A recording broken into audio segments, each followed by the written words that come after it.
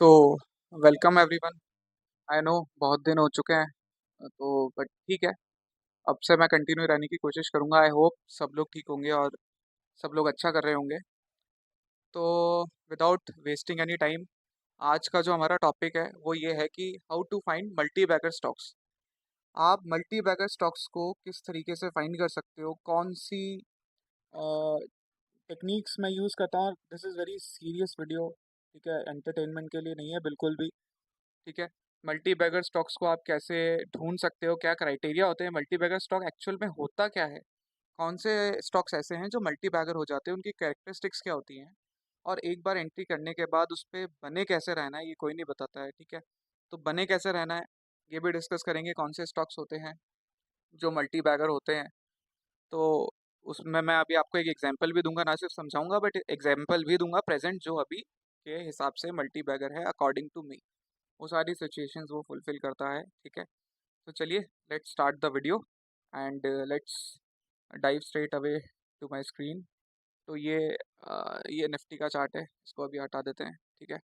तो पहले हम लोग डिस्कस करते हैं। देखो, मल्टी बैगर स्टॉक क्या होता है, जो 3 गुना, 4 गुना, 5 गुना, इवन 10 गुना, और कई केसेस में तो पता नहीं कितने गुना हो जाते हैं स्टॉक्स। कई सारे एग्जांपल्स हैं, सेरा सैनिटरी वेयर है, बहुत सारे हैं, मतलब आप देख लेंगे, आप देख सकते हैं अपने हिसाब से। बट अभी हम लोग जिस स्टॉक की बात करेंगे हम लोग उस पर फोकस करेंगे। ठीक है। तो पहले तो आप ये समझो कि ये 6 कंडीशंस ऐसी हैं जो आपको फॉलो करनी है। ठीक है। आप हार्डकोर फंडामेंटल एनालिसिस नहीं कर सकते हो, वो सिर्फ फंड मैनेजर का काम है। ठीक है। उसके बाद पूरी टीम होती है, मैनेजमेंट से वो लोग मिल सकते हैं। But as a middle class, as normal person, हम लोग क्या एफर्ट्स कर सकते हैं, अपने बेस्ट एफर्ट्स क्या हो सकते हैं कि हम लोग देखें कि मल्टी बैगर कैसे मिल सकता है। तो ये 6 कंडीशंस एटलीस्ट होनी ही चाहिए कोई भी मल्टी बैगर स्टॉक। अगर आपको लगता है कि वो मल्टी बैगर है तो ये 6 कंडीशंस उसमें होनी चाहिए। पहली कंडीशन क्या है, it should be an IPO. कम से कम आईपीओ स्टॉक होना चाहिए। ठीक है। मैं ये नहीं कह रहा उसके अलावा कोई मल्टी बैगर नहीं होता, ऑफ कोर्स नॉट, बट ये जो बेसिक तरीका है ये वो है। ठीक है। तो it should be an IPO, यानी वो पिछले 3 महीने से लेके 2 साल तक का प्राइस एक्शन अवेलेबल होना चाहिए, उससे पुराना हमें नहीं चाहिए। ठीक है। 3 महीने से लेके 1 साल, 2 साल तक का प्राइस कंसोलिडेशन या प्राइस कैंडल हमारे पास अवेलेबल होना चाहिए, उसका ग्राफ होना चाहिए। दूसरा, it should start consolidation right after the day of listing, यानी जिस दिन भी वो लिस्ट हुआ है उस दिन के बाद से स्टॉक को कंसोलिडेशन स्टार्ट करना ही चाहिए। ना तो ऐसा ना हो कि लिस्ट होते ही वो बहुत ऊपर भाग जाए, ऐसा भी ना हो कि वो लिस्ट होते ही बहुत नीचे चला जाए।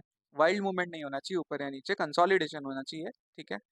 थर्ड कंडीशन हमारी क्या है, थर्ड कंडीशन ये है कि it should have at least 18 to 20% OPM. OPM मतलब होता है ऑपरेटिंग प्रॉफिट मार्जिन। ठीक है। ये भी हम लोग देखेंगे।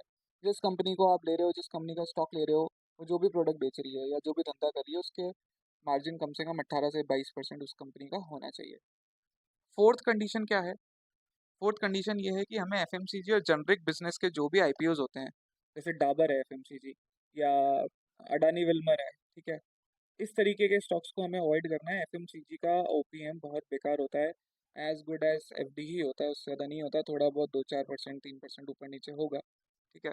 उसमें भी बहुत सारी चीज़ें हैं, उनका इंश्योरेंस का खर्चा है, माल की इंश्योरेंस होती है, बहुत सारी चीज़ें होती हैं, तो वो अच्छा बिजनेस कहीं से कहीं तक नहीं होता है। Fifth, it should be relatively cheap. We are not targeting the cheapest, as the market is very smart. If anything is already extremely cheap, then think twice. यानी हम लोग सबसे सस्ता नहीं ढूंढ रहे हैं, हम लोग सिर्फ रिलेटिवली चीप ढूंढ रहे हैं, यानी अ, सिर्फ ठीक ठाक वैल्यूएशन, ना ज़्यादा सस्ती और महंगी तो बिल्कुल भी नहीं। तो हम लोग चीपेस्ट नहीं, बट रीजनेबल वैल्यूएशन पे स्टॉक को खरीदना चाहते हैं। और सिक्स पॉइंट है, ऑलवेज रिमेंबर रूल ऑफ 72। ये क्यों है? रूल ऑफ 72 से अगर आप देखोगे तो कितने टाइम में पैसा डबल करना है, आप कितने साल में डबल करना चाहते हो, लेट से 3 साल में डबल करना चाहते हो, तो रूल ऑफ 72 के हिसाब से 72 divide by 3 will give you an percentage कि आपको हर महीने, हर साल कितना रिटर्न चाहिए कि आपका पैसा 3 साल में डबल हो जाए। तो ये 18 से 22% का फिगर ही आएगा, ऑलमोस्ट 20-21% का फिगर आना चाहिए। आप कैलकुलेट कर सकते हो। तो अकॉर्डिंग टू दो थ्योरी, अगर किसी कंपनी का 20-21-22% का प्रॉफिट मार्जिन है तो उसका धंधा, वो कंपनी 3 साल में डबल होगी, बट मार्केट दो थ्योरी पे चलता है, तो वो शेयर 1.5 साल में ही डबल हो जाएगा। ठीक है, समझ में आ गई बात? ये 6 कंडीशंस हमें देखनी है, ग्राफ देखना है, उसके बाद हमें बने रहने के लिए क्या करना है वो हम लोग डिस्कस करेंगे। और इसका पूरा मैं क्रेडिट देना चाहता हूँ मार्क मिनर्विनी को, एक अमेरिकन ट्रेडर हैं, इन्वेस्टर हैं, तो उन्होंने ही ये चीज़ सिखाई थी।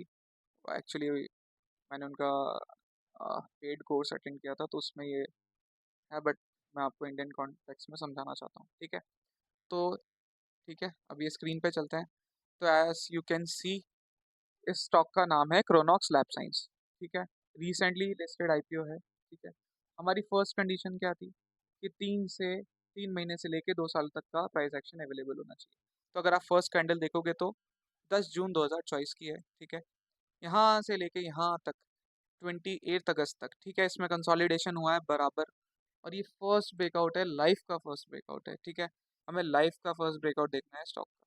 ठीक है, जिस तरीके से न्यू बॉर्न बेबी होता है उसी तरीके से आईपीओ होता है, उसका फर्स्ट ब्रेकआउट हमें देखना है और फिर उसके बाद उसमें एंट्री बनानी फर्स्ट पॉइंट। ठीक है, तो हमारा फर्स्ट पॉइंट फुलफिल हो रहा है, that it should be an IPO. ठीक है, हो रहा है।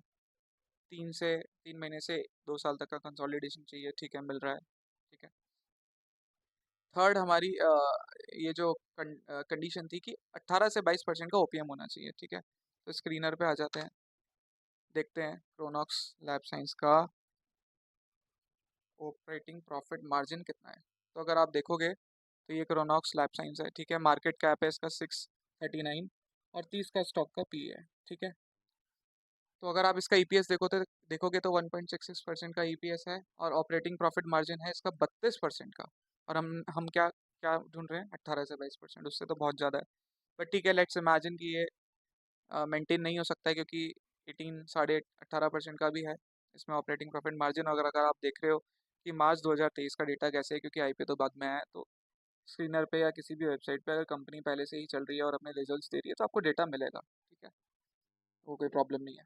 तो थर्ड कंडीशन भी हमारी फुलफिल हो रही है, अवॉइड एफएमसीजी। ये एफएमसीजी स्टॉक नहीं है, एज यू कैन सी यहाँ पे आप देखोगे तो कंपनी क्या करती है, फाइन केमिकल्स बनाती है। फाइन केमिकल्स क्या होते हैं, आपका जो एक्टिव फार्मास्यूटिकल इंग्रेडिएंट्स होते हैं जिससे दवाइयाँ बनती हैं, उसको बनाने के लिए भी कुछ रिएक्टिंग एजेंट्स चाहिए होते हैं, फाइन केमिकल्स चाहिए होते हैं, तो कंपनी वो बनाती है। तो sector is well prepared for the future. Government की बहुत सारी स्कीम्स आ रही हैं पब्लिक के लिए, जहाँ पे गवर्नमेंट एपीआईज मैन्युफैक्चरिंग करने वाली कंपनीज और उससे रिलेटेड इंडस्ट्रीज को फंड कर रही है, सब्सिडी दे रही है। ठीक है, अब इसके बाद आप देखोगे fifth condition, it should be relatively cheap, we are not targeting the cheapest. यानी स्टॉक का पी लगभग ये डिस्काउंटेड पी नहीं है। अगर आप ईपीएस से 4 से मल्टीप्लाई करके 1.66 को 172 से डिवाइड करेंगे तो आपका ईपीएस आ जाएगा, जो कि 24-25 के हिसाब से आएगा। डिस्काउंटेड पी जो भी है इसका वो 24-25 आएगा। और केमिकल इंडस्ट्री का एवरेज पी 45, 50, 60 तक भी है, 60 का पी तक भी है। तो वो कंडीशन भी फुलफिल हो रही है, we are not targeting the cheapest, क्योंकि चीपेस्ट तो 6.5 का पी भी है, बट हम उतनी छोटी कंपनी भी टारगेट नहीं कर सकते क्योंकि मैनिपुलेशन हो सकता है। ठीक है, तो हमारी सारी कंडीशंस फुलफिल हो रही हैं। And always remember rule of 72।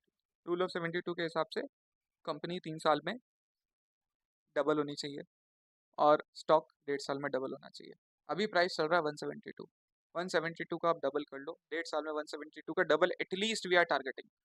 अब आप में से बहुत लोग बोलेंगे कि अगर मार्केट करेक्ट हो गया तो, अगर मार्केट करेक्ट हो गया तो आपको पहले ही लेने से पहले पता है आज यहाँ पे 172 पे मेरी एंट्री है, ज़्यादा से ज़्यादा ये 50 डीएमए के आसपास आएगा, 158 ये आ सकता है, मैं पहले ही बता रहा हूँ। 158 रुपीज़ अगर मार्केट करेक्ट होता है तो कोई भी इम्यून नहीं